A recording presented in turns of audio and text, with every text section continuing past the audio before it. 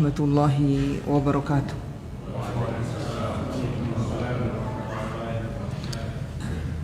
Alhamdulillahi rabbil alamin, Ar-Rahmanir Rahim, Maliki yaumiddin.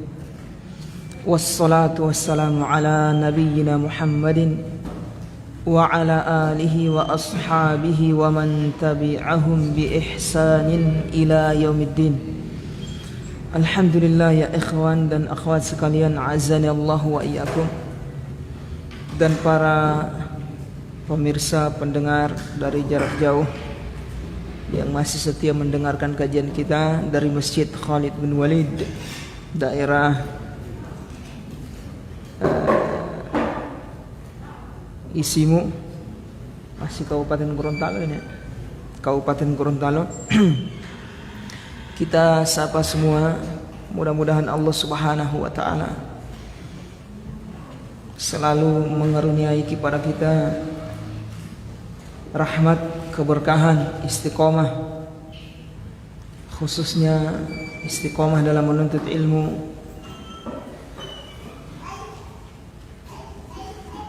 Baik ya ikhwan dan akhwat sekalian, a'azzani Allah wa iyyakum.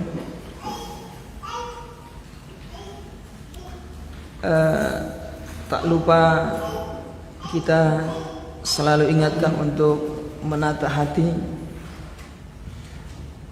dalam setiap amalan kita, termasuk majelis ilmu yang kita adakan ini. Kehadiran kita ini hendaknya kita menghadirkan hati kita untuk Allah Subhanahu wa taala, karena besar dan kecilnya pahala yang kita peroleh atau yang diberi oleh Allah Subhanahu wa taala kepada kita sesuai dengan kadar keikhlasan kita, kadar ketulusan hati kita dalam mengharap janji Allah Subhanahu wa taala, mengharap ridha dari Allah Subhanahu wa taala.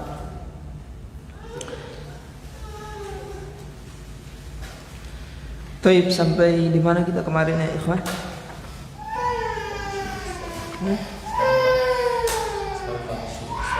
Masuk bab syurutus shalah.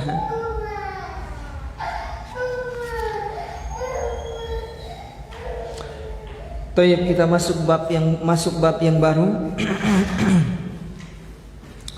dari kitab Al-Ajibatul Jaliyah fil Ahkamil Hanbaliyah. Qala Syekh Musa bin Isa Al-Qaddumi rahimahullahu ta'ala, babu syurutis salati, bab pembahasan tentang syarat sah dalam salat. Jadi di dalam salat ya ikhwan dan akhwat sekalian, di dalam salat ada perkara yang wajib untuk kita ketahui dan ada perkara yang sunnah. Makanya para ulama membagi di dalam solat itu ada syarat sah solat, ada rukun solat, ada perkara yang wajib di dalam solat, ada perkara yang sunnah di dalam solat, ada perkara yang makruh di dalam solat, ada perkara yang mubah di dalam solat, dan ada perkara yang haram atau yang membatalkan solat. Ini semua dikumpulkan para ulama, alhamdulillah rahimahullahu ta'ala. Semoga Allah membalas kebaikan mereka dengan kebaikan yang banyak karena telah berkhidmat untuk umat, untuk Islam, mengumpulkan hukum-hukum Allah Subhanahu wa ta'ala dalam satu bab. Nah, kalau zaman dulu nanti orang menguasai semua bidang, baru dia bisa ngumpul hukum-hukum seperti ini. Namun alhamdulillah, berkat atau lewat tangan para ulama, mereka menyendirikan ilmu fikih ini. Dan yang lebih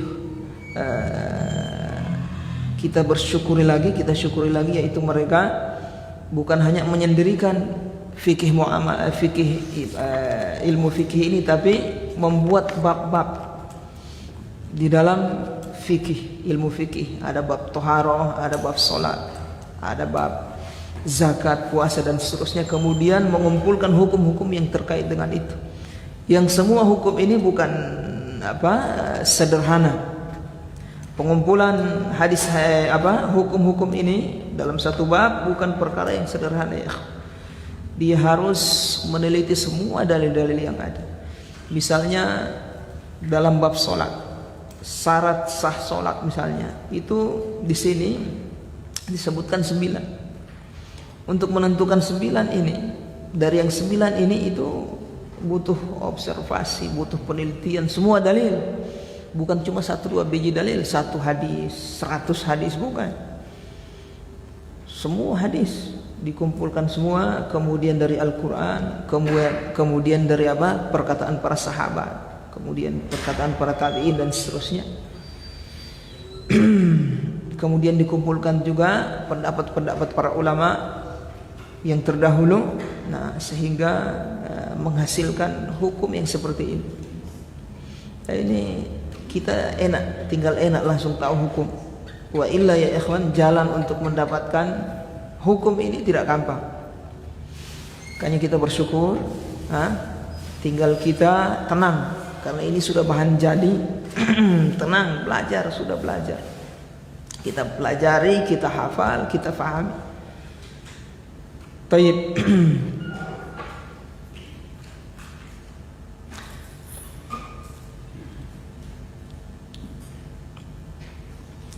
Bab syurutis shalah, bab pembahasan tentang syarat sah salat. Didahulukan karena sebelum salat ini harus terpenuhi.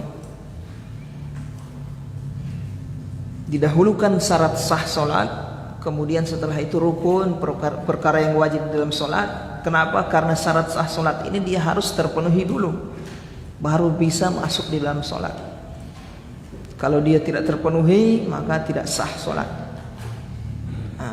Olehnya itu para ulama mendahulukan syarat sah salat dulu, baru rukun dan seterusnya. Jadi syarat sah salat ini dia di luar salat. Jadi sebelum memasuki salat dia harus sudah terpenuhi. Beda dengan rukun. Kalau rukun salat ya gerakan salat itu sendiri. Taib, apa saja syarat sah salat ini? Syurutus salati kam wa mahi. Syarat sah salat ini berapa dan apa saja dia itu? Al jawabu, jawabannya kata beliau, syurutus salati tis'atun. Syarat sah salat itu ada 9.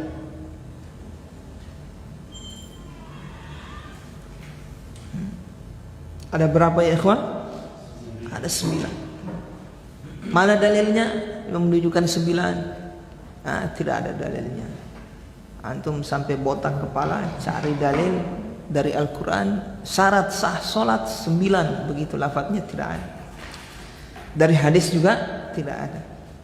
Terus dari mana ulama bisa menentukan 9? Melalui apa? Istiqra' wa tatabbu', melalui penelitian. Tadi saya sudah jelaskan. Untuk bisa mengumpulkan ini yang 9 melalui apa? Penelitian semua dalil-dalil yang ada. Jadi bukan cuma hadis, Al-Quran, perkataan para sahabat. Jadi ini berdasarkan penelitian. Begitu juga isim. Kalau kita mau belajar apa ini? Bahasa Arab. Isim kalimat dalam bahasa Arab, kosakata dalam bahasa Arab terbagi menjadi berapa? Menjadi 3. Isim, fi'il dan huruf. Mana dalilnya?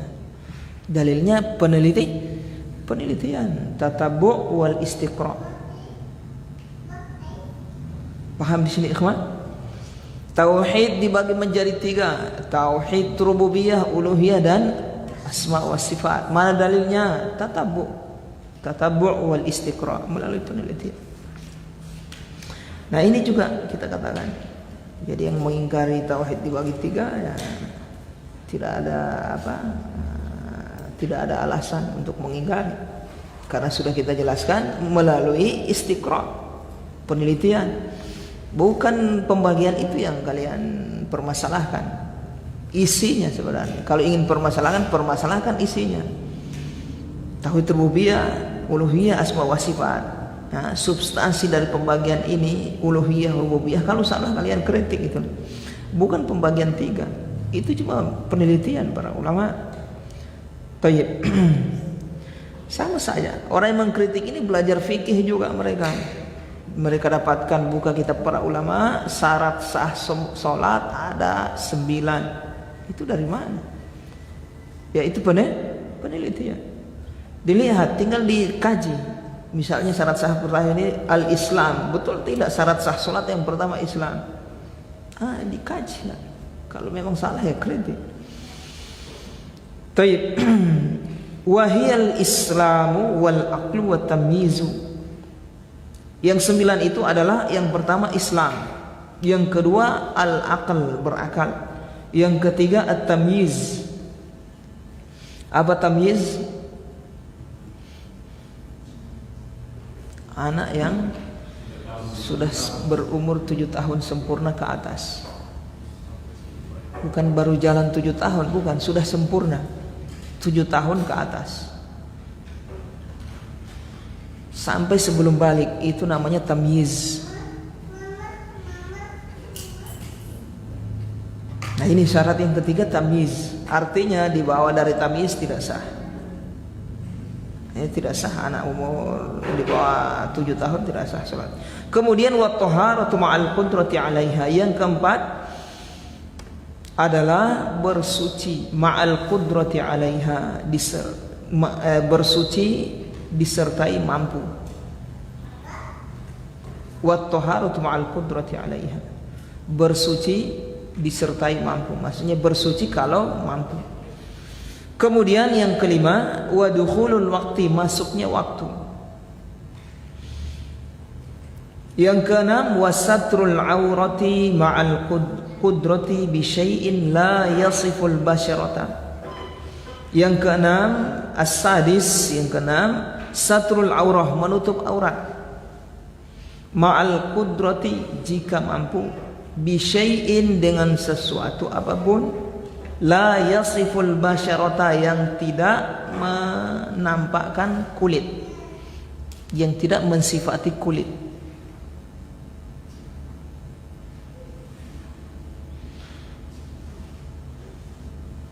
Menutup aurat dengan disertai mampu, maksudnya kalau mampu dengan sesuatu yang tidak menampakkan kulit. Kemudian yang ketujuh, as-sabi'u wajtinabun najasati allati lam yu'fa anha li badanil musalli wa thawbihi wa buq'atihi ma'al qudrati. Wajtinabun najasah, menjauhi najis. Allati lam yu'fa anha, yang najis yang tidak dimaafkan. Lam yu'fa anha, najis yang tidak dimaafkan. Li badanil musalli, dijauhkan dari mana? Dari badan orang yang sedang sholat, orang yang sholat. Wa thawbihi, dan dari pakaiannya. Wa buq'atihi, dan tempat sholatnya. Ma'al qudrati, disertai mampu.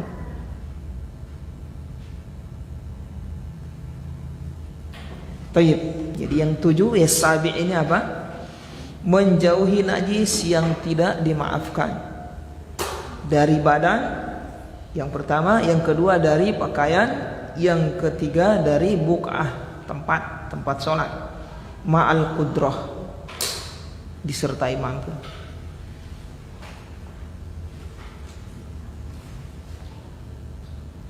Kemudian yang kedelapan, ats-tsaminu wastiqbalul qiblati ma'al imkani, menghadap kiblat ma'al imkan, kalau memungkinkan.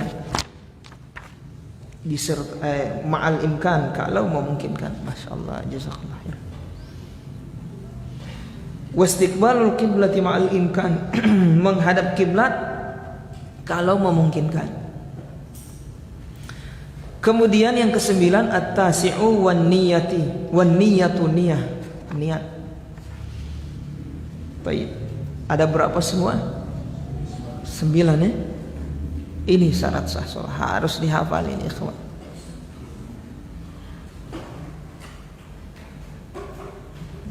Harus dihafal syarat sah sholat ada 9. Yang pertama Islam, yang kedua berakal, yang ketiga tamyiz, yang keempat toharoh, yang kelima masuk waktu, yang keenam menutup aurat, yang ketujuh menjauhi najis, yang kedelapan menghadap kiblat, yang kesembilan niat. Gampang ini dihafal cepat ya. Coba siapa yang bisa hafal?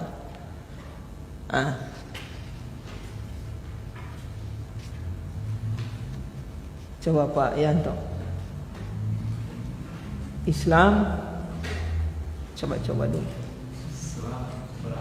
Islam berakal, baru tamyiz, masuk waktu,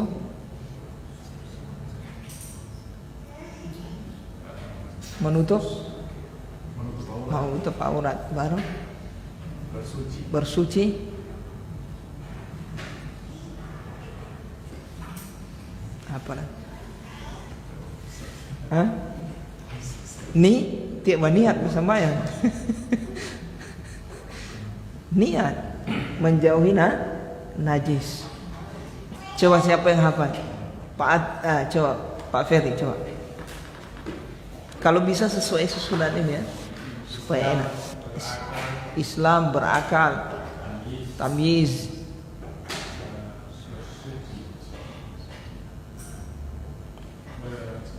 bersuci, baru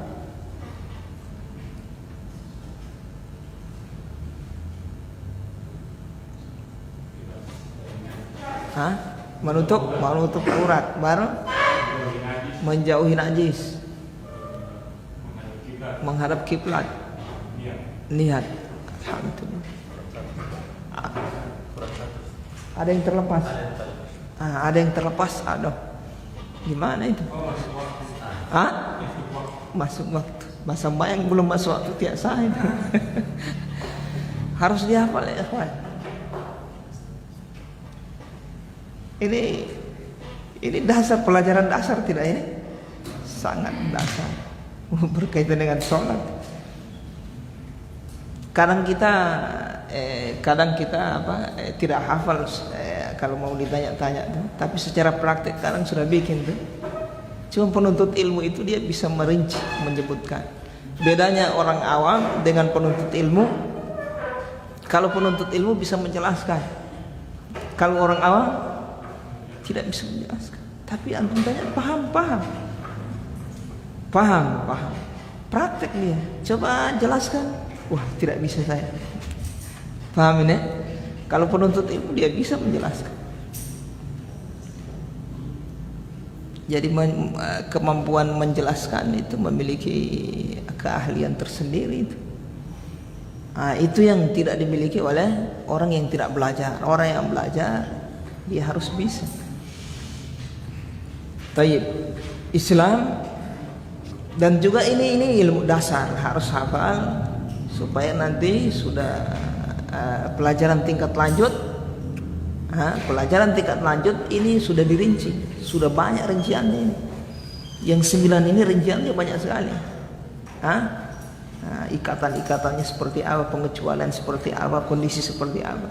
Kalau antum belum hafal ini ya, hanyur seperti orang belum bisa berenang langsung dilepas di lautan. Hidup selesai. Kalau masih di pinggir-pinggir pantai ya enak. Belum bisa berenang, tidak ada pelampung lagi. Dilepas di sana di lautan. Ya, baik. Yang pertama apa ya ikhwan? Islam. Yang pertama Islam. Berarti yang keluar apa di sini? Kafir. Jadi kafir tidak sah sholat. Tidak sah dia sholat. Stephen mau masuk masa bayang dia. Stephen terus contoh ini. Agama apa Stephen? Kristen saya, Kang. Mau piba sambayang dulu. Orang Minahasa misalnya contoh. Sholat.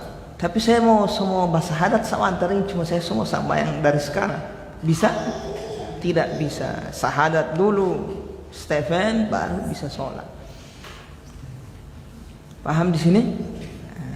Jadi harus Islam baru bisa sholat, baru bisa sah sholatnya. Kemudian yang kedua, berakal. Berarti yang keluar di sini apa? Gila.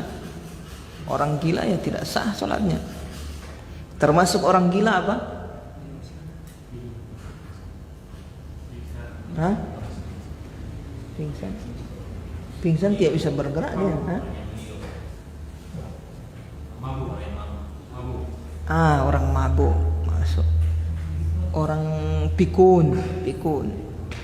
Pikun juga masuk, digolongkan seperti orang gila. Mau tanya siapa ini? DP Maitua misalnya, tanya siapa, saya tidak kenal. Padahal DP Maitua. Mau suruh sambayang, dia bikin 10 rakaat salat maghrib. Tayyib. Dan ada kisah juga diceritakan oleh para ulama ahli hadis. Beberapa ahli hadis yang di masa tuanya mengalami pikun. Sehingga kalau dia meriwayatkan di masa tua, orang tidak terima DP hadis. Kalau di masa muda, orang terima DP hadis. Pikun di masa tua. Baru pagi dia sholat lohor. Ditanya ini sholat apa ini? Sholat zuhur. Baru masih pagi ini. Nah itu. Pikun termasuk digolongkan ke dalam orang yang tidak berakal. Taib. Wa tamyiz. Kemudian tamyiz. Apa tamyiz tadi? Anak yang sudah sempurna umur 7 tahun ke atas sampai sebelum balik. Ini syarat sah. Bukan balik ya. Balik itu bukan syarat sah. Balik itu syarat apa itu?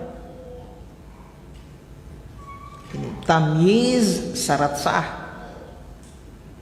Artinya orang anak tamyiz yang 7 tahun ke atas, sholat dia sah sholatnya. Itulah maksudnya. Ini kan cerita tentang syarat sah sholat. Cuma anak yang belum balik sholatnya tidak wajib, cuma sah. Kalau balik syarat apa itu? Syarat wajib. Sudah lewat kemarin tuh. Sudah lewat. Kapan seseorang diwajibkan untuk sholat? Kapan seseorang diwajibkan untuk sholat? Kapan kemarin? Siapa yang masih ingat? Seseorang diwajibkan untuk sholat?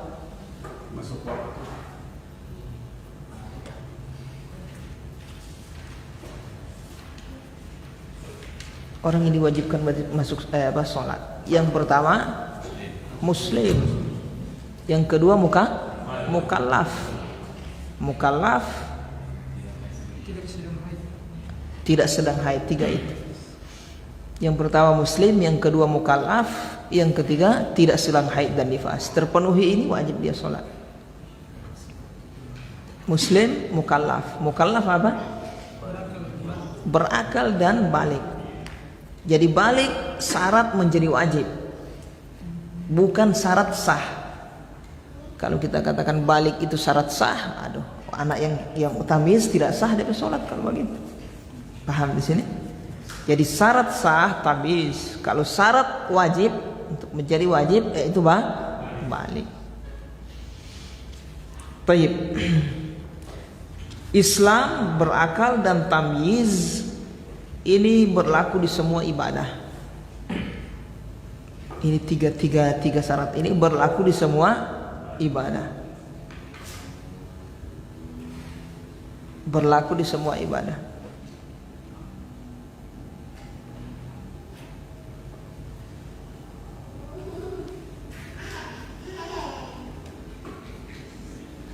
Kecuali sisanya. Yang sisanya itu khusus untuk disolat saja. Paham ini? Sisanya 4 dan seterusnya itu khusus untuk berlaku di sholat. Kalau Islam semua ibadah. Orang kafir ya tidak boleh naik haji, tidak sah. Berakal orang gila ya tidak boleh haji, tidak sah. Kecuali tamyiz. Tapi di ibadah yang lain tamyiz jadi syarat sah. Tamyiz jadi syarat sah. Artinya di haji tidak syarat sahih tamyiz, maksud saya biar tidak tamyiz. Kalau di haji, khusus di haji, biar tidak tamyiz, hajinya sah. Anak misalnya baru umur 3 tahun, DP orang tua kasih naik haji, boleh sah. Kalau di ibadah lain tidak boleh. Kasih naik haji yang umur 3 tahun boleh sah. Tapi kalau disuruh sholat tidak sah. Paham di sini? Suruh puasa tidak sah. Baik. Kemudian yang keempat, wa taharatu ma'al qudrati 'alaiha. Syarat yang keempat, bersuci disertai mampu. Maksudnya bersuci kalau mampu. Yang dimaksud bersuci di sini apa ya, ikhwan?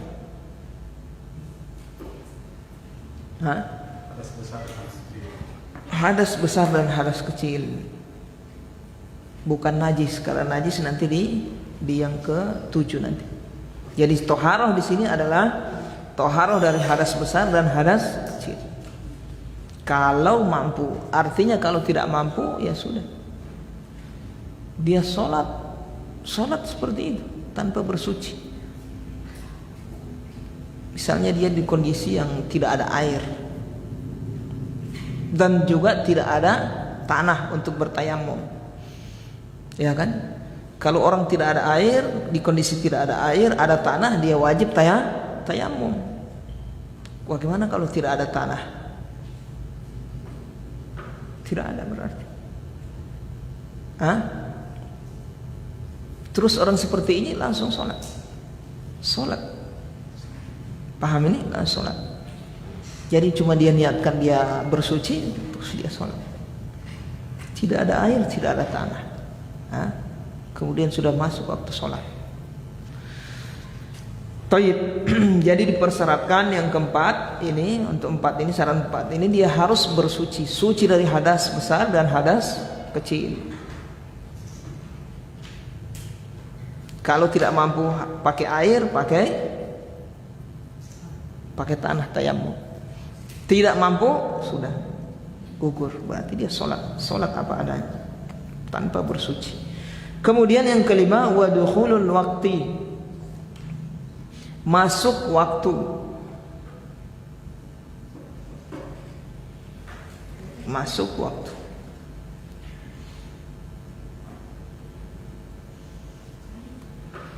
Tayyib. Kalau sudah lewat waktu,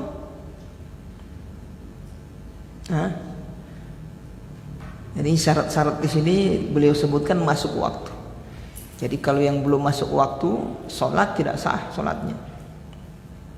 Ya kan? Antum mau sholat zuhur masih jam 11 misalnya, 10 sah sholat zuhur. So capek kita ini, paling kalau semua jam 12 ke atas setiap mau dapat sambayang lohor, kita semua sapu jam 11. Semua sambayang lohor kita jam 10. Semua kasih duluan akan bisa? Tidak bisa. Kenapa? Karena syarat yang kelima ini tidak terpenuhi masuk waktu. Dia harus sudah masuk waktu. Paham di sini? Nah, kalau sudah masuk waktu baru sah dia sholat. Bagaimana kalau sudah lewat waktu? Sah atau tidak? Sah sholatnya lewat waktu. Jadi yang dipersyaratkan masuk waktu saja. Masuk waktu. Kalau lewat waktu tidak sah. Bukan syarat. Paham di sini? Kalau dia sengaja sampai lewat waktu dia baru sholat, dapat dosa. Kalau tidak sengaja tidak dapat dosa. Paham di sini? Ya, walaupun waktunya sudah lewat dia harus tetap sholat. tidur malam, bangun jam 7 pagi lewat subuh. Wajib dia sholat subuh ini? Wajib sholat subuh, harus dia sholat subuh. Taib. Kemudian yang keenam, wasatrul aurati ma'al qudrati bi syai'in la yasiful basharata. Satrul aurah,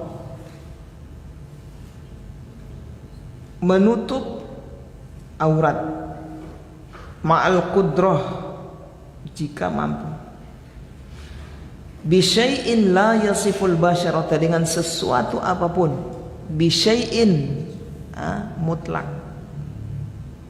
Ya, lafaz mutlak itu mutlak, artinya dengan sesuatu apapun. Syai'in itu lafaz mutlak, umum lah bahasa kita Indonesia. Berarti ya semua, apa saja. Mau pakai daun misalnya, pakai pelepah, apa saja yang bisa menutup aurat. Kain, plastik yang bisa menutup aurat itu wajib. Paham di sini? Bisyai'in umum. La yasiful basyara, tetapi sifat yang kedua bisyai'in, dengan sesuatu apapun. Ini yang pertama. La yasiful basyara, kemudian sesuatu itu sifatnya tidak menampakkan kulit, tidak transparan bahasa kita. Paham ini? Tidak transparan. Jadi kalau transparan, kelihatan kulitnya dari luar begitu, ya tidak sah, tidak boleh, tidak cukup berarti. Ini tidak transparan dan kelihatan. Ada memang kan? Iya kan? Baju yang transparan, kelihatan kulit dari luar, kelihatan, tidak boleh, tidak sah. Taib. Kalau membentuk tidak ada masalah, artinya tetap sah. Paham ini? Tetap sah. Agak ketat sedikit, misalnya tetap sah. Yang penting tidak transparan.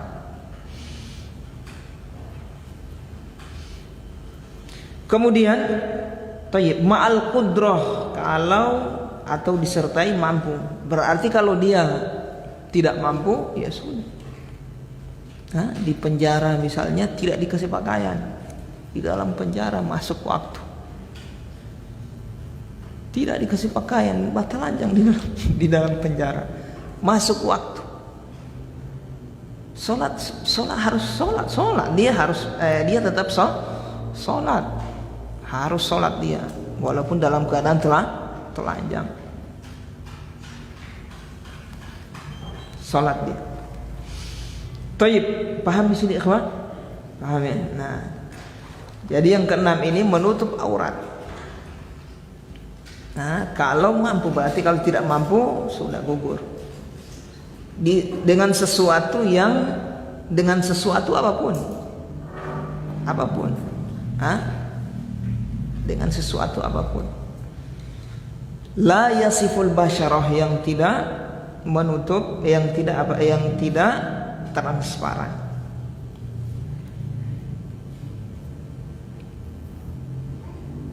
Kemudian aurat,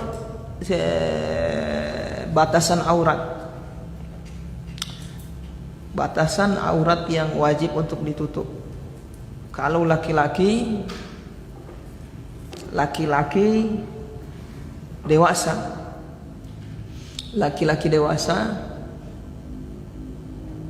laki-laki dewasa auratnya di dalam sholat yaitu dari pusar sampai lutut, tapi pusar tidak masuk, lutut juga tidak masuk, antara pusar dengan lutut.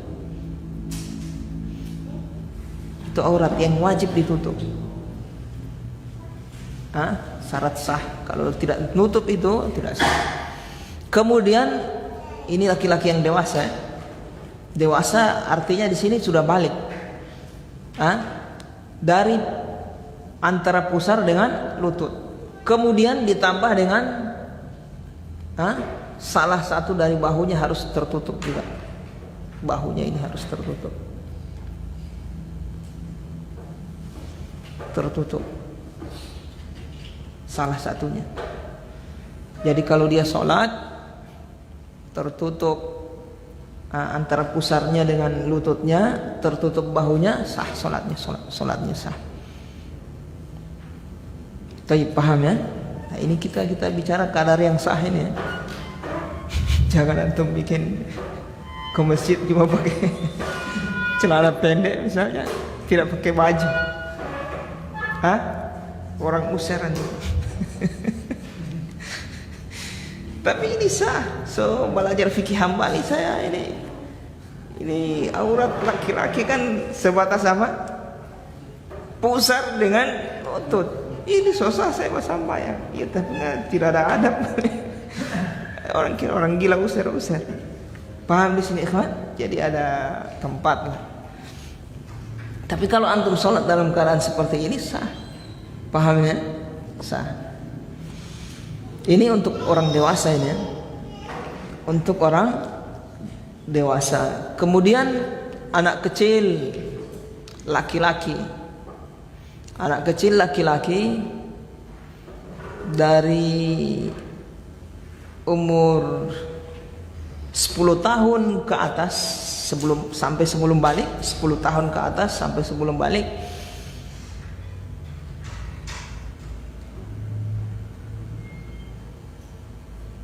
Toyib, 10 tahun ke atas sampai sebelum balik, yaitu pusar dengan lutut. Cuma itu saja. Loh, apa bedanya dengan orang dewasa? Kalau orang dewasa atau orang balik harus nutupi ini. Antara pusar dengan lutut ditambah bahu harus nutup. Kalian sudah balik laki-laki nih ya. Kalau anak kecil yang belum balik dari 10 tahun ke atas cukup dari pusar sampai lutut. Kalau dia bersambayang dengan model seperti itu sah pakaian.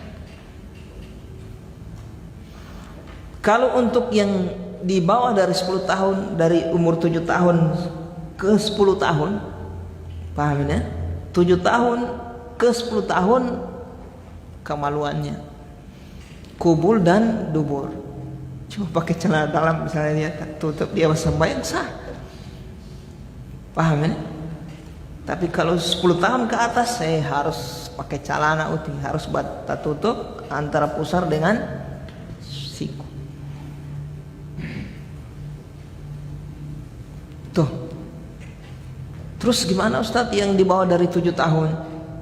Di bawah dari 7 tahun dia bersambayang kan tidak sah. Siapa mau kita bahas di bab sholat? Di bawah 7 tahun kan sholatnya tidak sah. Ngapain dibahas? Cuma para ulama bahas berkaitan dengan aurat. Mereka bahas kalau umur 7 tahun ke bawah tidak ada DP aurat.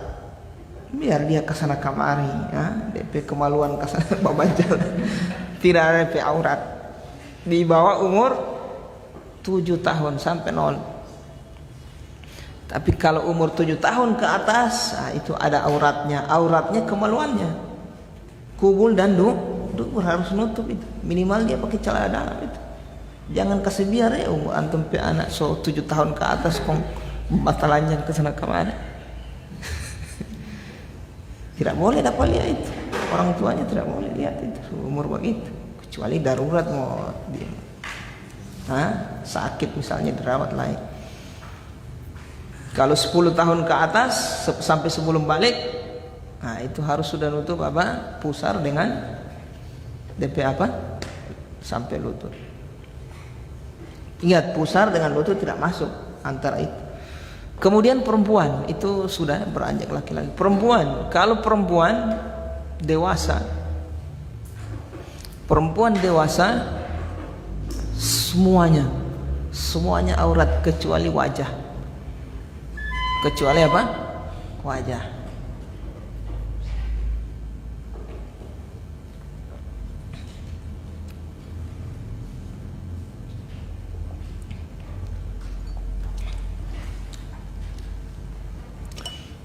Semuanya aurat kecuali wajah. Jadi tangan tidak boleh kelihatan, berarti kaki tidak boleh kelihatan di dalam sholat.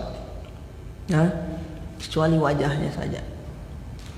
Terus wajah yang wajib untuk dibasuh di wudhu itu wajah. Itu yang saya kelihatan. Baik, paham di sini, ikhwan? Nah, kita cerita mazhab Hambali. Terus kalau anak perempuan yang di bawah umur, yang belum balik, anak perempuan yang belum balik dari umur 7 tahun, nah, kalau yang laki-laki ada rincian tadi, perempuan tidak, 7 tahun ke atas sampai sebelum balik pusar dengan lutut, itu dekat aurat. Paham ini? Pusar dengan, antara pusar dengan lutut. Itu anak perempuan yang dari umur 7 tahun sampai ke atas sebelum balik. Jadi kita punya anak perempuan, dia sholat misalnya, sholat dia cuma pakai apa? Pakai baju biasa, tidak pakai jilbab, apa sah sholat. Paham ini? Sah sholatnya. Tidak pakai kerudung dia sholat. Nah, kalau balik ya tidak sah, harus nutup semua. Atau cuma babi bide dia, cuma dia sarong, saya sah. Baik, paham di sini, ikhwan? Kita yang kita bahas ini kadar sah. Yang lebih bagus ya nutup aurat. Yang lebih bagus apa? Sempurna lebih bagus. Pakai pakaian semua, nutup semua. Walaupun kita laki-laki dewasa, yang sempurna, yang bagus adalah di samping menutup aurat, sempurna menutup badan seluruhnya. Semakin longgar, semakin bagus. Nutup, apalagi tertutup sampai bagian kepala, itu lebih sempurna, lebih bagus. Baik, paham di sini, ikhwah? Paham ya? Kemudian kita masuk wa dukhulul waqti. Syarat sah yang kelima, masuk waktu. Udah masuk sholat azan sedikit lagi ya. Baik, wa dukhulul waqti, masuk waktu. Aduh, mutar saya ini. Masuk satrul aurah. Yang kemudian sabi', yang ketujuh, wajtinabun najasatil lati lam yu'fa anha, menjauhi najis yang tidak dimaafkan. Berarti najis dari definisi beliau ini atau yang beliau jelaskan ini dari syarat yang ketujuh ini, berarti di sana difahami dari perkataan beliau ini, berarti di sana ada najis yang tidak dimaafkan. Jadi najis itu dibagi dua, ada yang dimaafkan dan ada yang tidak dimaafkan. Paham ini? Nah, najis yang dimaafkan yaitu darah kita yang volumenya sedikit, dimaafkan. Kita ada luka, keluar darah sedikit, sementara sholat boleh. Paham ini, ikhwan? Ada nanah ya, sedikit tapi kalau banyak tidak boleh. Sudah tidak dimaafkan, itu harus dibersihkan. Baik. Ijtinabun najasa la yu'fa anha li badanil musalli, dari badannya. Nah, dibersihkan dari badannya, harus dijauhkan. Pahamnya? Jadi ketika ini masuk sholat harus sudah bersih, badan ini harus sudah jauh dari najis yang tidak dimaafkan. Kemudian wa thawbihi, dan pakaiannya, pakaian juga harus bersih dari najis, harus terjauhkan dari najis. Wa buq'atihi, dan tempat sholat. Paham di sini tempat sholat?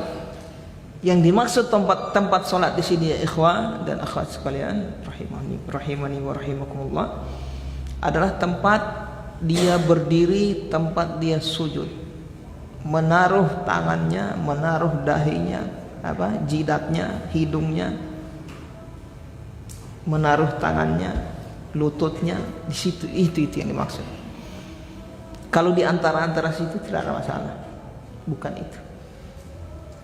Misalnya antum sujud, najis antum di depan antum, tapi tidak menyentuh tangan, tidak menyentuh kaki, maka boleh. Bukan itu yang dimaksud. Yang dimaksud najis itu di tempat sholat antum, yaitu tempat sujud antum. Paham ini? Tempat antum berdiri. Misalnya antum sujud, rukuk, misalnya duduk, di sekitar antum ada najis, bukan itu yang dimaksud. Yang dimaksud di tempat berdiri, di tempat duduk antum sholat, di tempat sujud. Walaupun berhadapan dengan antum najis, selama antum tidak dapat korek, tidak tak korek, ya tidak. Sholat tetap sah. Ini buk'ah, yang dimaksud buk'ah, tempat sholat. Paham di sini ikhwan? Misalnya antum paham ya? Antum najis di sini, antum sholat di sini, tidak ada masalah. Bahkan di depan antum ada najis, selama antum tidak sentuh itu najis, antum sujud, tangan depan antum ada najis, tidak ada, sholat tetap sah. Ma'al qudrah, disertai mampu. Berarti kalau tidak mampu ya antum di penjara misalnya, penjaranya najis di situ, tanpa orang bakincing di situ, tidak ada tempat lain antum bersembahyang, kemana antum? Ya sholat di situ. Karena tidak mampu. Baik, sholat antum sah. Kemudian yang berikutnya, wastiqbalul qiblah ma'al imkan. Azan dulu. Fadhal.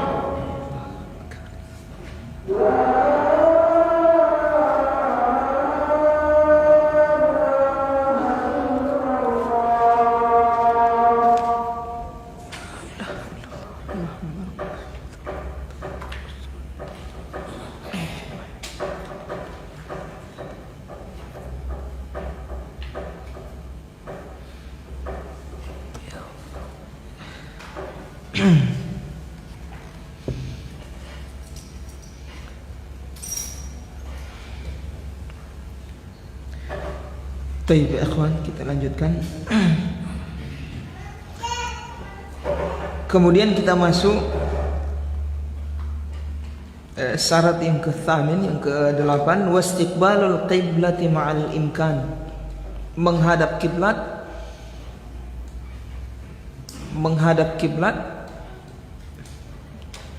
kalau mampu. Menghadap kiblat kalau mampu. Tentang menghadap kiblat ini ya ikhwan, ada rincian. Kalau orang yang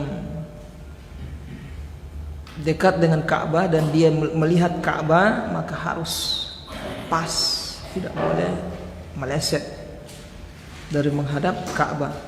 Dia harus menghadap Ka'bah pas. Adapun orang yang tidak melihat Ka'bah, dari orang yang jauh, maka minimal menghadap ke arahnya saja. Paham di sini? Menghadap ke arahnya. Kayak orang di Indonesia ini, kita tahu pas tidak ini arah kiblat pas. Saya tidak tahu. Yang penting menghadap ke arah Ka'bah. Cukup. Paham di sini? Jadi orang yang dekat di mana, yang orang di Mekah dan sekitarnya yang bisa melihat Ka'bah, mereka harus sholat langsung tepat menghadap Ka'bah. Kalau meleset sedikit tidak sah sholatnya. Ka'bah sini, mereka meleset begitu sedikit saja tidak sah. Sedikit ya, dia harus pas yang melihat Ka'bah. Walaupun dari kejauhan, kalau dia lihat Ka'bah harus pas. Paham di sini ya? Jadi orang yang melihat Ka'bah, dia harus pas menghadap Ka'bah. Tepat. Tidak boleh meleset. Kondisi yang kedua, kalau orang yang tidak bisa melihat Ka'bah, orang yang di kejauhan, atau orang yang ada di negara lain, daerah lain, maka yang seperti ini cukup menghadap arah Ka'bah, arahnya saja. Misalnya kita tahu kalau di Indonesia arahnya kan ke mana? Ke barat. Ya sudah, kita sholat menghadap barat, kan gitu. Kita tahu Ka'bahnya di sana, ya cukup, sudah sah. Pahamin ya? Sah. Karena kita tidak tahu itu pas banget atau tidak bisa gitu. Tapi sah sholat kita. Paham di sini ikhwan? Sepakat para ulama itu. Kalau orang yang di kejauhan tidak menyaksikan Ka'bah, tidak melihat Ka'bah, seperti orang yang di negara lain atau yang jauh dari dari Mekah, maka cukup menghadap ke arah saja, ke arahnya. Kita tahu di sana Mekah, karena Ka'bah berarti ya kita sholat, walaupun tidak pas. Baik, itu sudah sah. Kemudian wan niyah. Ini ma'al imkan, kalau tidak memungkinkan, dia tidak tahu arah kiblat, dia berada di kondisi yang dia tidak tahu arah kiblat. Kemana? Di hutan misalnya, tidak ada kompas, mau tanya sama sahabat, tidak ada. Dia di hutan, atau dalam safar misalnya. Apa yang dia lakukan orang seperti ini? Kalau dia mampu beristihad, melihat arah-arah matahari atau arah bintang apa, dia harus beristihad. Nah, beristihad artian ya sesuai dengan kadar ilmu yang dia miliki tentang arah kiblat. Kalau dia tidak tahu apa yang dilakukan oleh seorang seperti ini, ya sholat saja dia, sholat. Insya Allah ini kiblat, sholat. Dia tidak mampu berarti. Wan niyah, kemudian yang kesembilan niat termasuk syarat sah sholat. Orang yang sholat tidak berniat maka sholatnya tidak sah. Apa itu niat? Usolli begitu. Geleng kepala. Usolli fardhu maghribi thalatha raka'atin ma'muman lillahi ta'ala.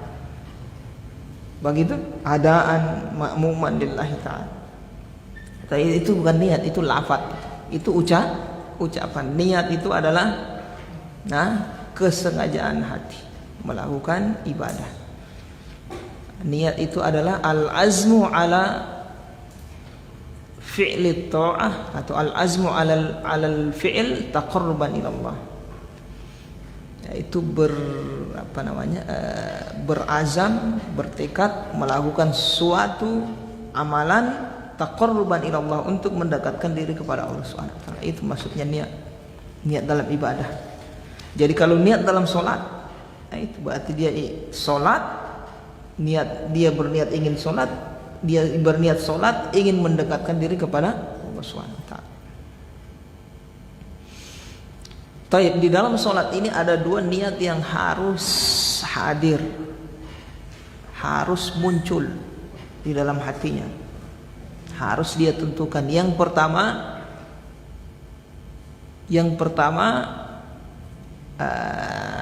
taib. Yang pertama niat apa? Salat tadi, yaitu niat ingin apa? Ya ikhwan,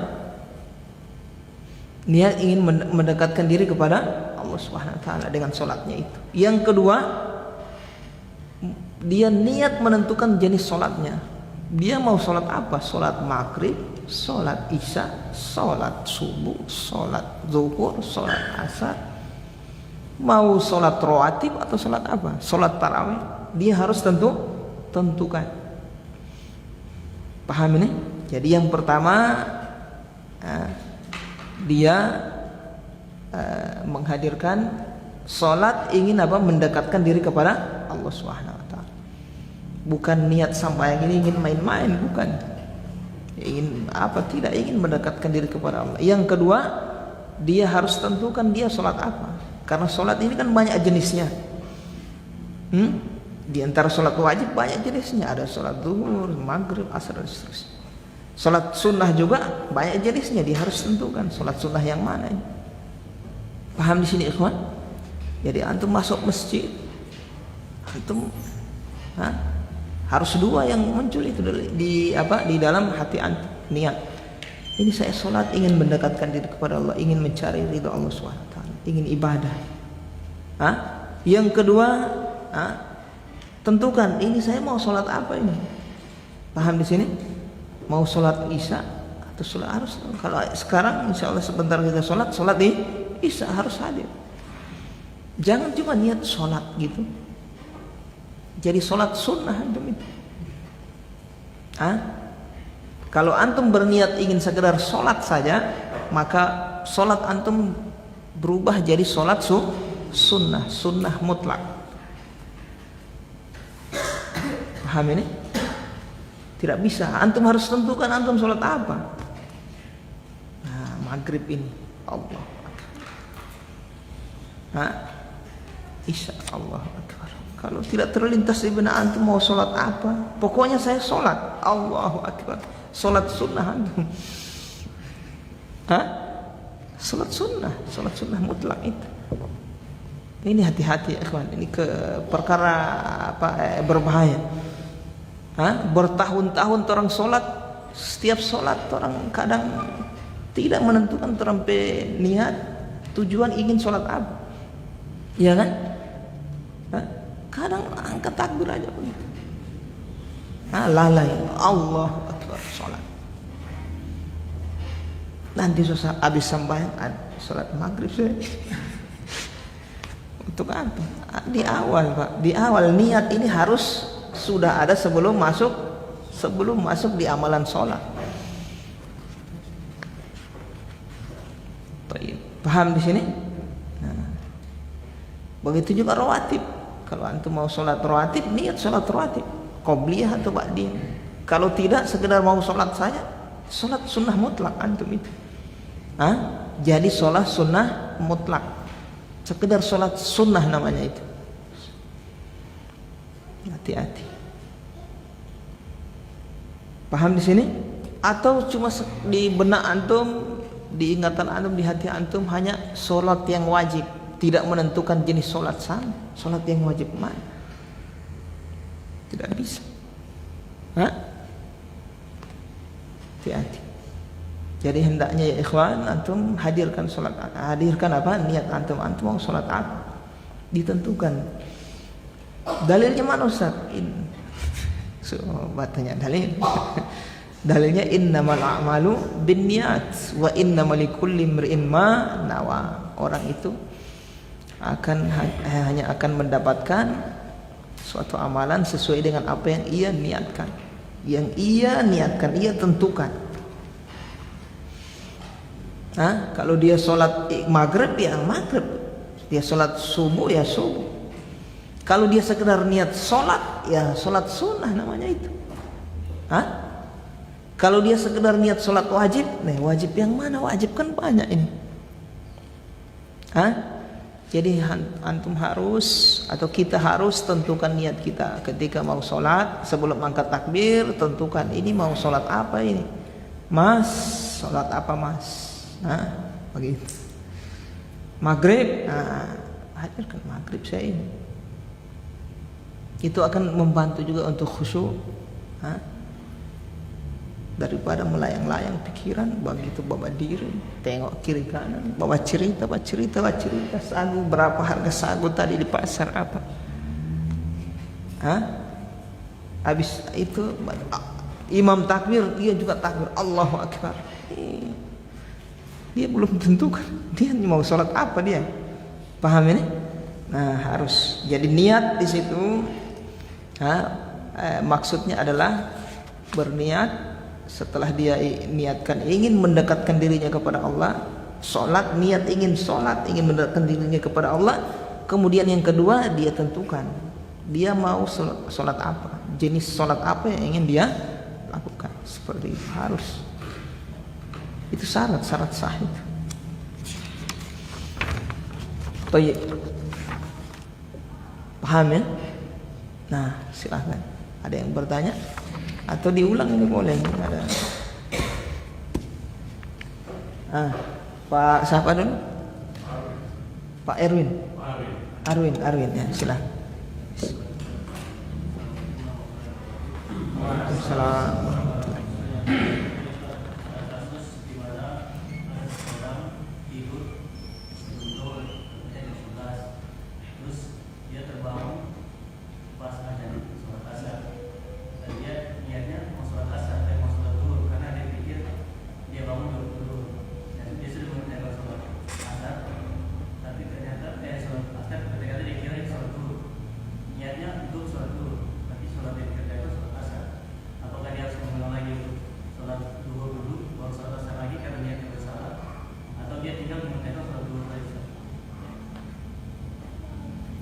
Waktunya dia tertidur, ini orang tertidur, bangun jam berapa dia?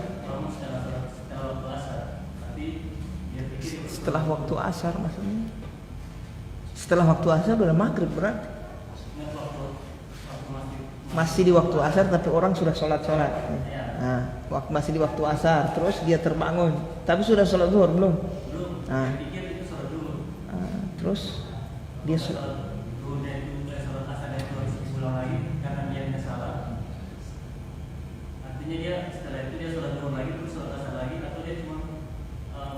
asar, dia niatnya sholat zuhur.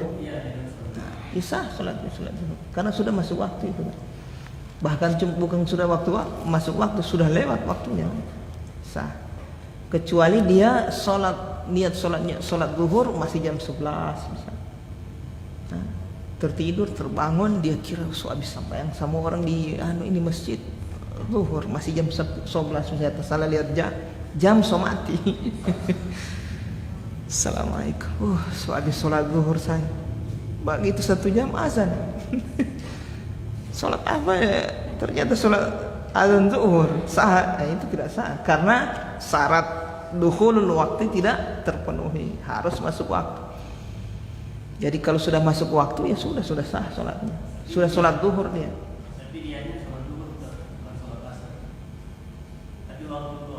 Tapi dia sudah sholat zuhur. Nah, di waktu asar.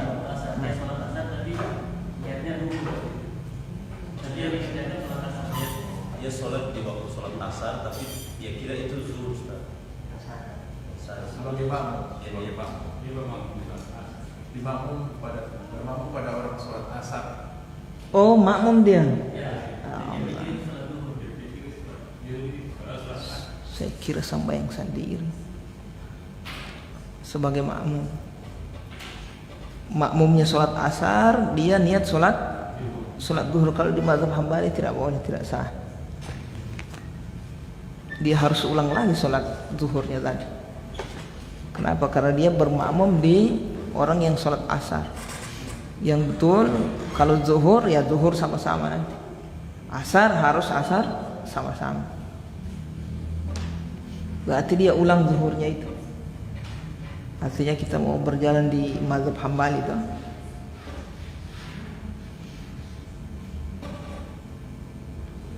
Karena dia sholat di belakang orang yang sholat apa?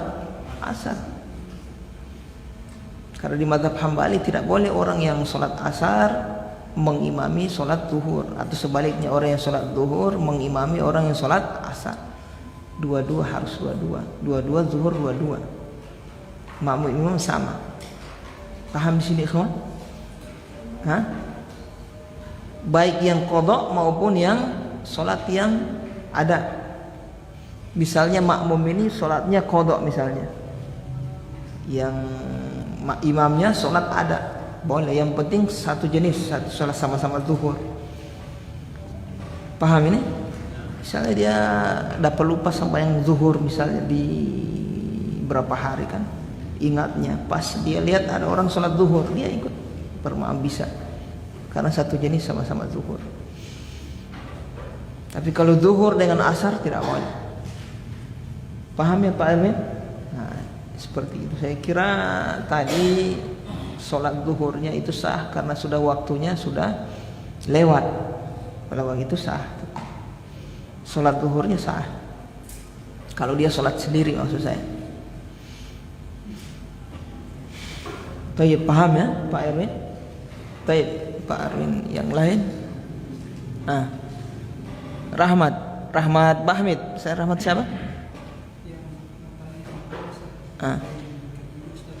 Yang ketujuh, kenapa ketujuh?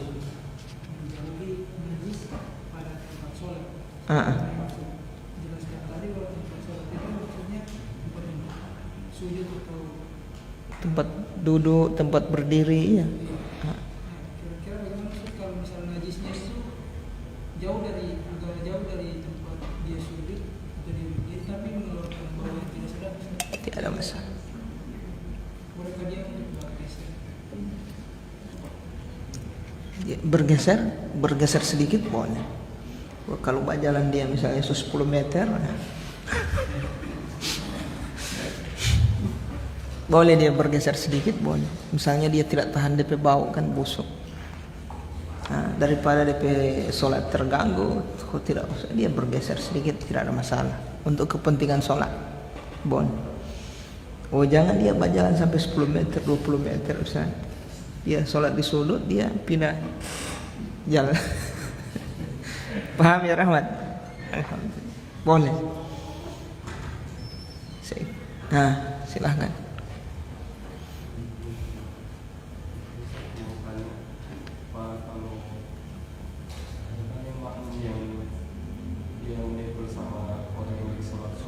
Dia mau sholat wajib tapi dia hanya kedua yang sementara sholat sunnah. Maksudnya kamu mau paham satu Tidak sah. Tidak sah. Iya, beda jenis. Makmum dengan imam harus satu jenis tuh. Salat sunnah ya harus salat sunnah dua-dua. Paham ya? Wajib ya harus wajib dua-dua. Kecuali ada beberapa keadaan insya Allah kita akan lewati. Kecuali makmumnya yang sunnah, imamnya wajib, makmumnya sunnah. Tapi kalau imam yang sunnah, makmum wajib ya boleh. Semua barinci poli masuk di perincian ini. Paham ya? Jadi harus satu jenis. Intinya secara umum harus satu jenis. Insya Allah rinciannya perlahan-lahan kita akan lewati insya Allah.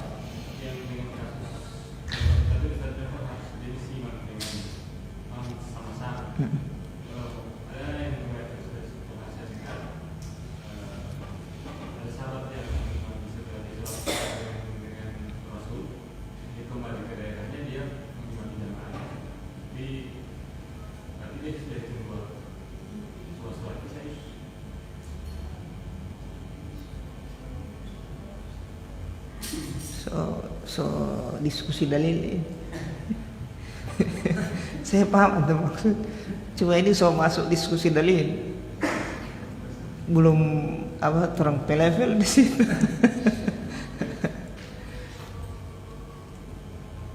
Insya Allah mau masuk di level itu. Kalau Imam Ahmad memahami itu bukan dalil. Karena Rasulullah tidak tahu yang dilakukan oleh Mu'adz bin Jabal itu radhiyallahu anhu. Dan itu bukan dalil. Kembali ke usul fikih yang beliau pakai lagi. Insya Allah.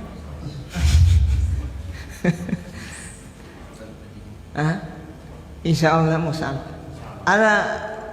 Ada permasalahan di sini yang kita lihat ada dalil kayak menyelisihi apa yang beliau sebut, ada jawabannya semua. Pahamnya?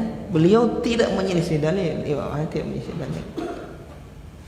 Tapi karena dalil itu harus dikompromikan satu dalil, ada dalil yang lain yang kadang bertentangan dengan dalil itu. Nah, di situ para ulama melakukan kompromi namanya. Mana yang harus didahulukan? Tarjih atau dikompromikan atau seperti apa? Insya Allah. Nah, ini dulu dari pembagian dulu. Ya. Ada mau nanya tadi? Tidak?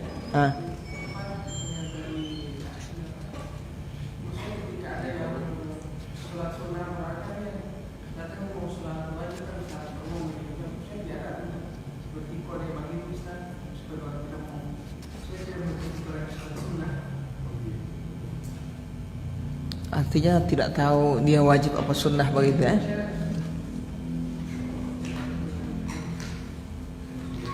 Itu orang yang bersuara.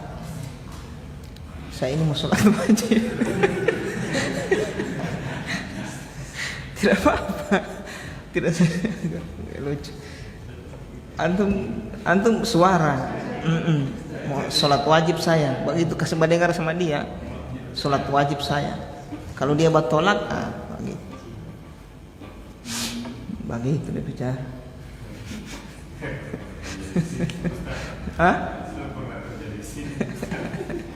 Insya Allah. Ya harus satu jenis, harus satu jenis. Wajib juga harus satu jenis. Jangan yang satu zuhur, yang satu maghrib, satu isya, tidak boleh. Harus satu jenis. Itu kaidahnya Imam Ahmad harus sama.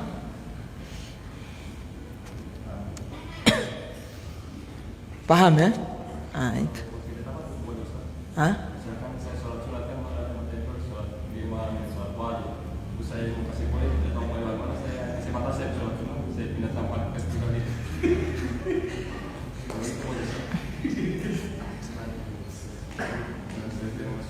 Kalau antum sholat sunnah, antum yang kasih kode. Antum tahu itu orang yang masuk ini mau sholat wajib. Kode. gitu kok dia bilang tidak apa-apa. Begitu dia mau dia berarti ini mau dia ini, ya kan? Nggak mau dia, tidak mau berarti. Terserah dia mau pahami apa, yang jelas dia pahami tidak mau, entah sudah. Jadi mau sholat apa? Sholat sunnah. Kalau itu sebenarnya terjadi kotoran baru foto di sholat. Tak usah, insya Allah. Tapi waktu diamalkan kan berdasarkan apa yang dipelajari kan? Ya, insya Allah.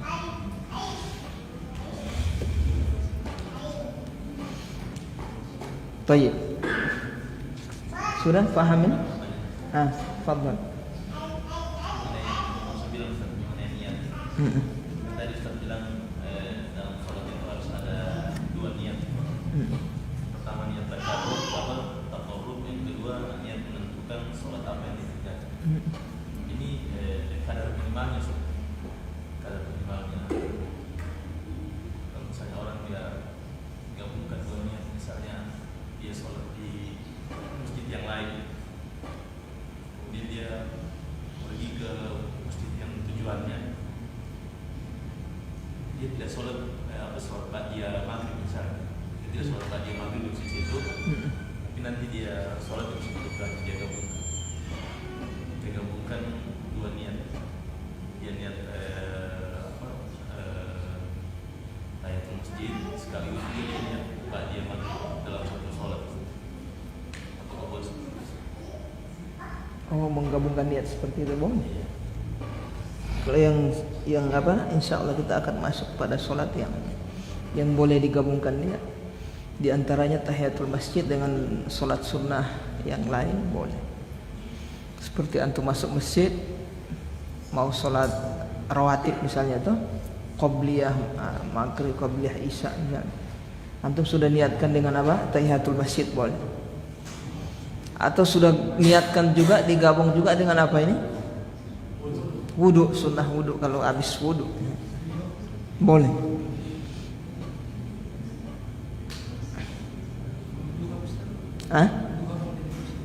Digabungkan dengan 2. Iya.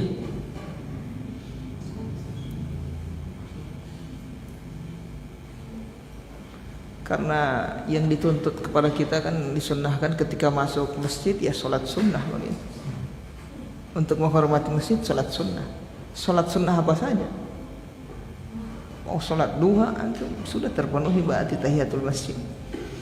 Yang dituntutkan kita sholat 2 rakaat. Antum sholat rawatib, sholat yang wajib, sholat duha, sholat apa saja sudah terpenuhi berarti tahiyatul masjid. Begitu juga sunnah wudu. Paham ya? Kecuali yang punya keutamaan khusus misalnya, yang maksudah itu tidak boleh. Rawatib dengan rawatib antum semua kasih gabung tidak boleh. Paham ini? Qobliyah ba'diyah misalnya kan beda waktu. Ini saya 1-2 rakaat untuk qobliyah ba'diyah ini tidak boleh. Paham? Tidak boleh.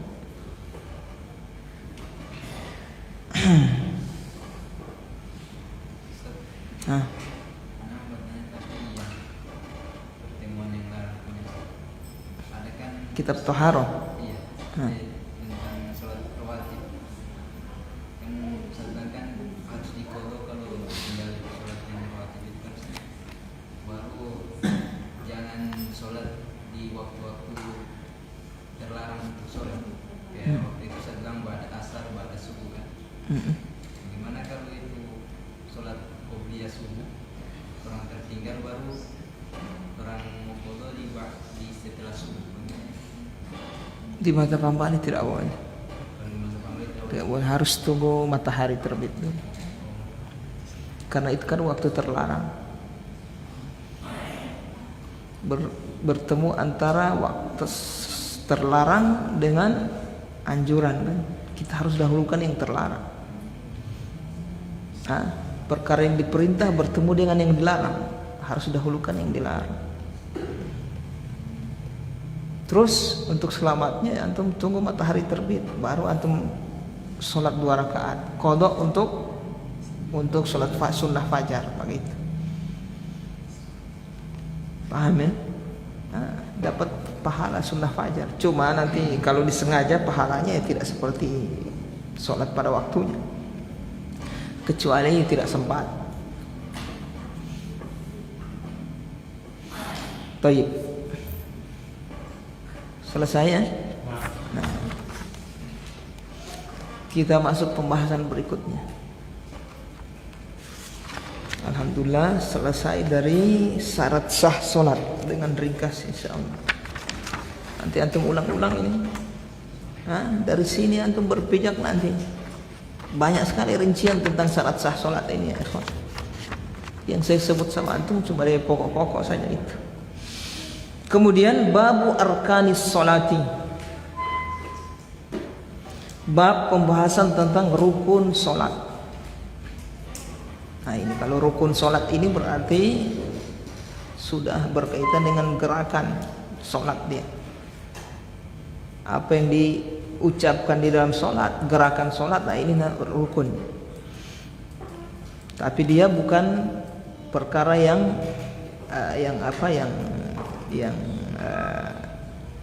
sunnah, tapi ini gerakan yang penting, gerakan pokok di dalam sholat. Kalau ditinggalkan akan menyebabkan sholat tidak sah kalau sengaja. Kalau tidak sengaja, kalau lupa, dia harus kerjakan lagi. Paham ini? Misalnya ruku, rukun di sini contohnya ruku. Antum lupa ruku di rakaat pertama, ingatnya di rakaat kedua. Kalau antum sengaja tidak ruku, salat antum tidak sah, ya kan, batal. Kalau lupa, ingatnya di rakaat kedua, aduh tadi baru ruku, saya lupa ruku tadi, ya kan. Habis baca surat, ingatnya di rakaat kedua ini. Habis baca surat langsung sujud. Apa yang dia lakukan? Nah, insya Allah nanti ya. Paham ya? Nanti insya Allah. Taib arkanus sholati kam wa mahya. Rukun sholat berapa dan apa saja? Al jawabu arkanus sholati arba'ata asyara ruknan. Rukun sholat ada 14 rukun. Syarat sah sholat ada berapa tadi? 9. Sedikit. Rukun sholat 14. Arba'ata asyara ruknan. Sebagai apa itu ruknan, Pak Ferry? Tamyiz, Masya Allah. So lulus ini. Langsung spontan dia bisa sebut tamyiz.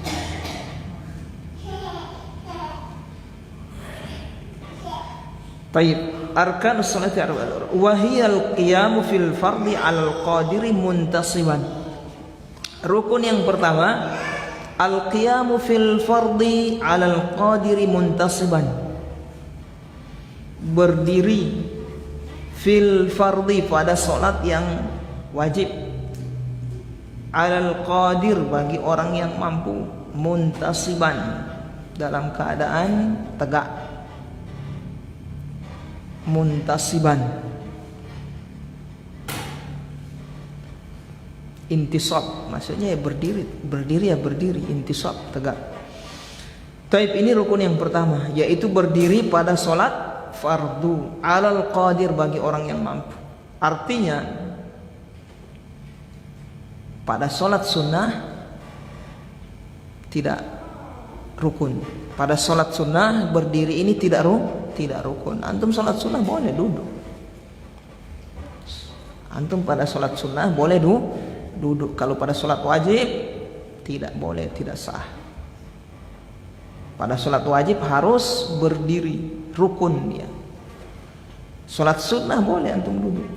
Rawatib misalnya antara tes coba-coba tuh boleh duduk.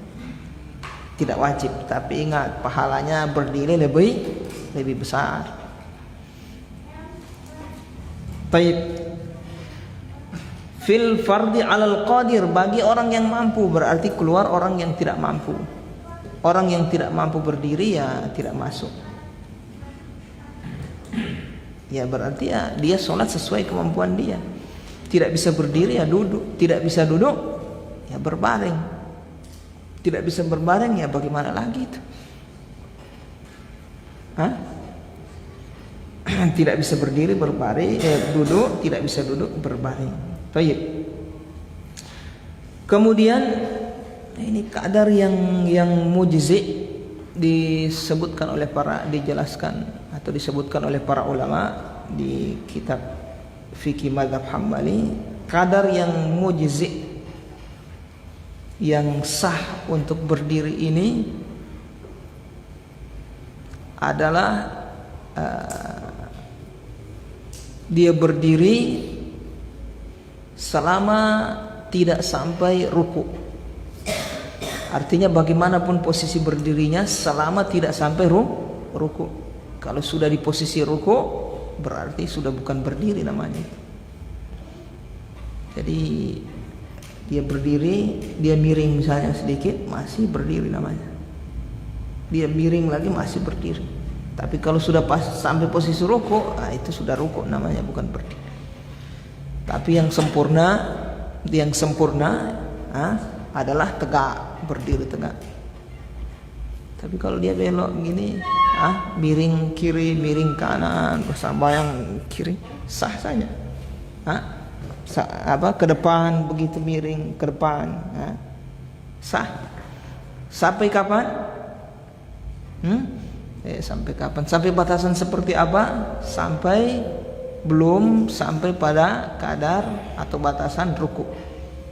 Kalau sudah ruku berarti sudah bisa tidak berdiri namanya itu. Paham ya? Atau dia bongkok misalnya bongkok begitu, sah saja. Ya, iya. Kita cerita ini kadar berdiri yang sah. Baik, paham di sini ikhwan? Jadi jangan antum bilang tidak sah itu orang yang DP berdiri agak bermiring, agak bongkok sedikit, ya masih sah selama belum sampai ruku. Taib, itu pada keadaan, paham ini? Keadaan berdiri. Bagaimana kalau di kadar yang sah untuk zaman? Berapa lama? Seperti kadar lamanya berdiri supaya terhitung sah seperti apa? Paham di sini? Yaitu dengan kadar bacaan surat Al-Fatihah. Atau kita tambah, kita rincilah. Kalau di rakaat pertama kadar bacaan takbiratul ihram dan surat Al-Fatihah. Kalau rakaat kedua surat Al-Fatihah saja. Paham ini? Jadi kalau dia berdiri dengan kadar yang tidak cukup untuk membaca surat Al-Fatihah, berdirinya tidak sah. Begitu maksud saya. Ini kadar dari sisi waktu, maksudnya lama berdirinya seperti apa, dihitung sah dia berdirinya itulah. Tadi ditinjau dari apa? Kondisi berdirinya. Biar miring kiri, miring kanan, ke depan masih selama dia belum sampai ruku. Sah saja dia berdirinya. Tapi yang sempurna ya harus kalau yang sempurna ya dia berdiri tegak. Taib. Untuk yang zaman waktunya yaitu sekadar di rakaat pertama sekadar membaca takbiratul ihram Allahu Akbar, kemudian dengan surat Al-Fatihah. Paham di sini? Kalau di rakaat kedua dan seterusnya kan sudah tidak takbiratul ihram itu. Berarti dengan kadar bacaan surat Al-Fatihah. Ya, antum hitung-hitung. Orang berdirinya ini surat Al-Fatihah tidak cukup ini, tidak sah berarti dia berdiri. Taib. Kemudian yang kedua, wa takbiratul ihram. Itu yang pertama berdiri. Rukun yang pertama berdiri. Tadi sudah saya sebutkan kadar yang cukup, mujzi namanya. Qadrul ijza atau qadrul mujzi, kadar yang cukup, yang sah. Kemudian wa takbiratul ihram. Yang kedua, apa tadi? Rukun yang kedua takbiratul ihram. Apa itu takbiratul ihram ya ikhwan?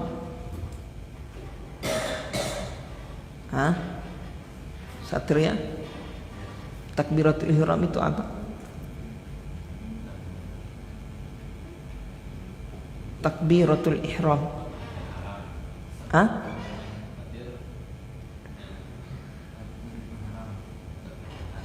Takbir pengharaman. Terjemahan maksud saya takbiratul ihram itu seperti apa?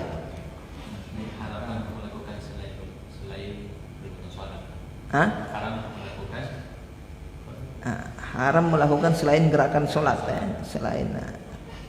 Tapi yang saya tanya ini takbiratul ihramnya itu lah. Takbiratul ihram itu bagaimana lafadznya? Allahu akbar. Itu yang rukun. Paham ya? Ucapan Allahu akbar itu yang rukun. Angkat tangan itu sunnah.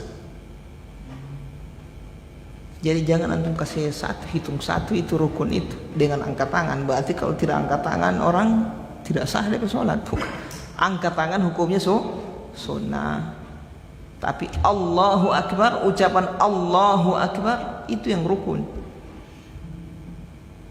Paham ini? Ya sah saja orang sholat tidak bersedekap, tidak angkat tangan, sah saja. Allahu akbar, ya teru begitu. Irsal, dia lepas tangannya, dia tidak angkat sejak awal, ya sah. Yang penting dia membaca Allahu akbar, itu yang rukun. Takbiratul ihram itu yang rukun, yaitu bacaan Allahu akbar. Baik.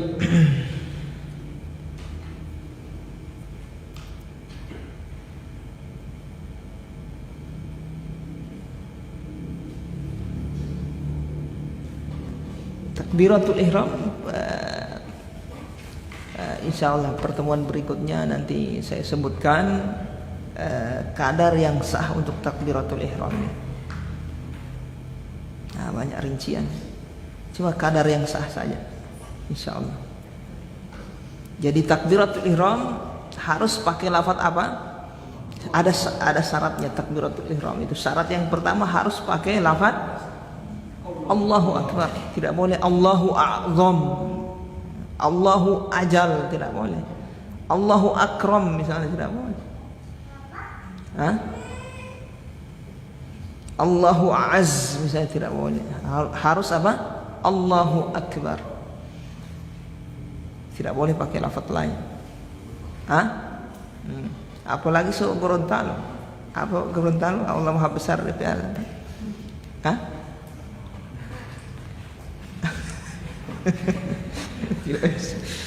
Baik, harus Allahu akbar.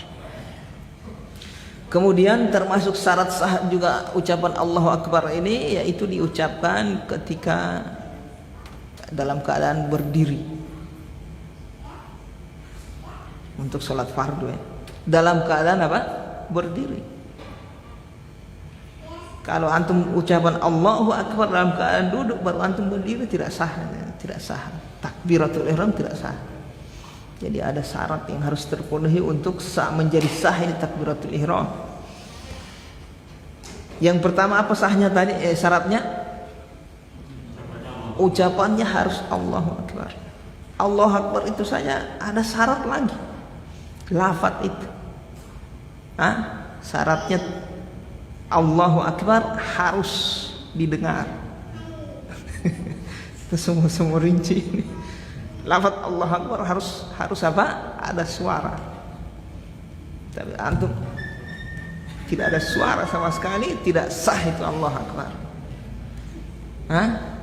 Harus ada lafaz, harus ada suara yang keluar. Minimal dia dengar sendiri. Terus Disebutkan oleh para ulama ada 12 syaratnya itu untuk menjadi sah Allahu Akbar itu. Tayyib. Ada 12 disebutkan seberapa tadi? Dia berdiri, dia ucapkan dalam keadaan berdiri. Kemudian dia dengar minimal dia dengar sendiri atau ada lafaz yang keluar suara. Kemudian ketika Allahu Akbar menghadap kiblat. Jadi kalau dia menghadap timur, Allahu Akbar baru mutar ke kiblat, tidak sah hadap Allahu Akbar. Baik. Kemudian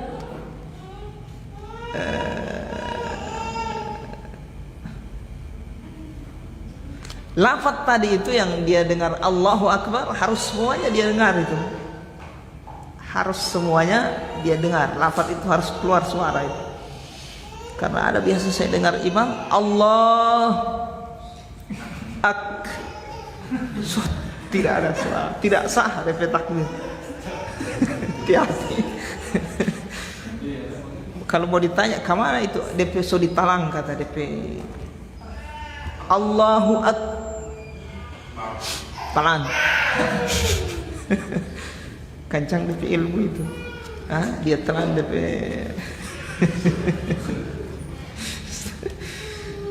jadi syarat, termasuk syarat takbiratul ihram itu lafaz tadi dia dia ucapkan itu harus dia dengar semua, bukan Allahu Akbar semuanya. Satu huruf saja tidak ada misalnya tidak sah atau dia tidak dengar.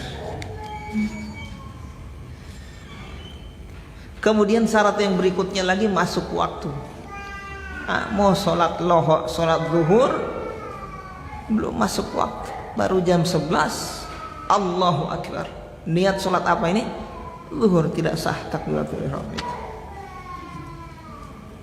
Kemudian syarat yang berikutnya makmum harus membaca setelah imamnya selesai.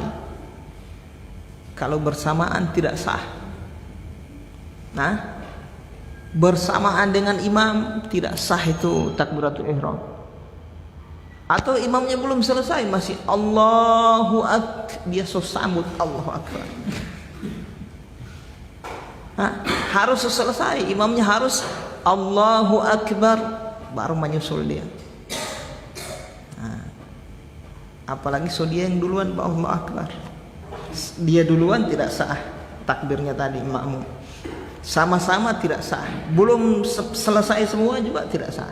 Harus selesaikan semua. Takbirnya imam baru dia menyusul.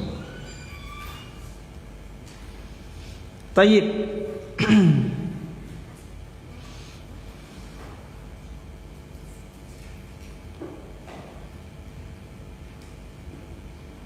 Itu antara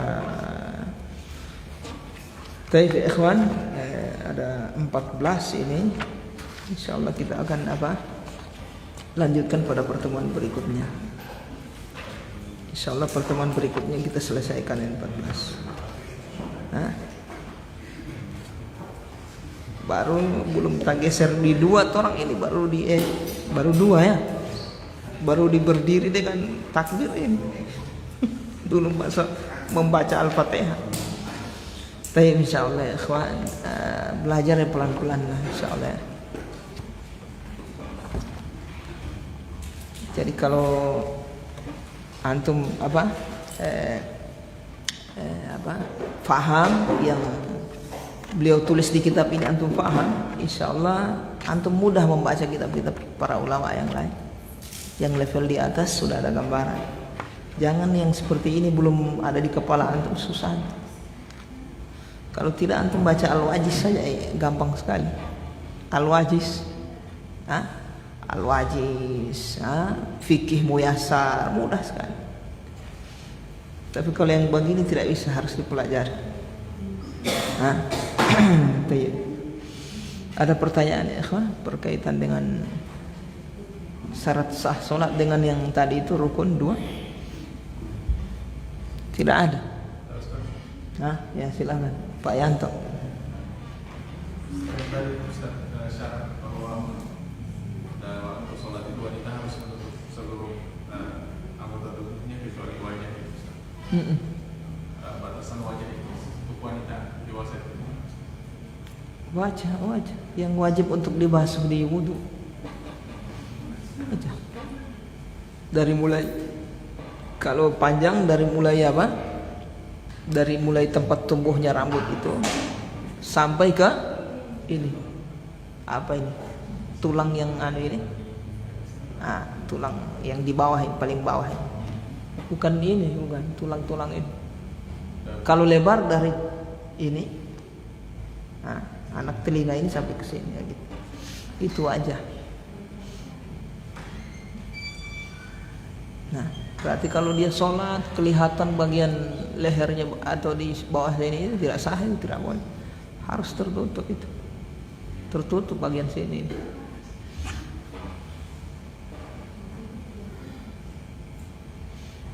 Kecuali tersingkap dia tidak sengaja. Ya lain ceritanya. Ini sengaja memang sengaja pakai jilbab model begitu, pakai kerudung untuk sholat, sengaja dia terlihat bagian bawahnya sini, tidak sah itu sholat. Paham ya? Bukan wajah bagian di bawah sini, wajah ini sini. Ini yang boleh terlihat. Paham ya? Pak Yanto? Nah, ada yang lain? Pak Is, silahkan fadhal. Guru agama ini harus banyak pertanyaan.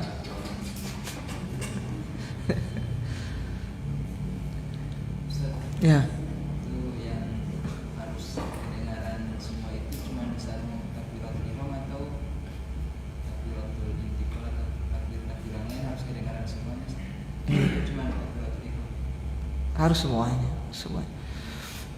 Minimal dia dengar sendiri, jangan dia jahar, nanti terganggu kiri kanan. Dia mengeluarkan suara. Sebenarnya suara itu, suaranya kita yang paling rendah sebenarnya didengar oleh diri kita sendiri kalau kondisi sunyi sekali, sepi sunyi, sening antum bersuara, antum dengar itu.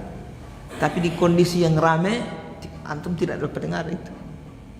Bukan itu penentunya. Penentunya ketika antum di kondisi sunyi, antum bisa dapat dengar itu kadarnya. Kenapa? Karena ada kondisi kalau rame antum nanti bersuara keras baru dapat dengar. Bukan itu lebih batasan. Bukan batasannya antum dengar, bukan kadar yang dimana antum bisa dengar. Mengerti? Alhamdulillah. Iya. Berarti terpotong juga dia. Apa itu? Terpotong maksudnya Allah Akbar begitu ya. Berarti kan ada huruf yang terlepas. Dia tidak disebut berarti. Jadi Allahu Akbar harus jalan. Allahu Akbar.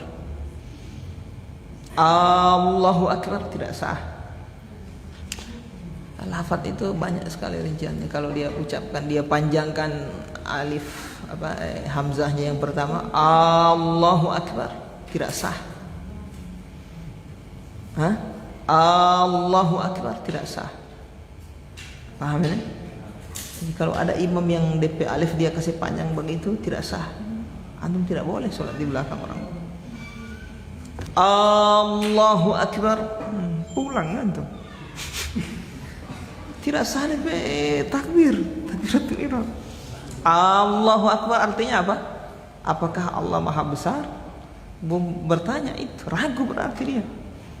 Allahu Akbar, apakah Allah Maha Besar? Bukan menetapkan Allah Maha Besar. Atau dia panjangkan ba-nya. Allahu Akbar, tidak sah juga. Akbar artinya apa? Akbar kasih panjang, ditok ini apa? Gendang apa? Rebana. Allahu Akbar artinya Allah adalah rebana. Mencaci Allah berarti itu menghina Allah. Ya boleh.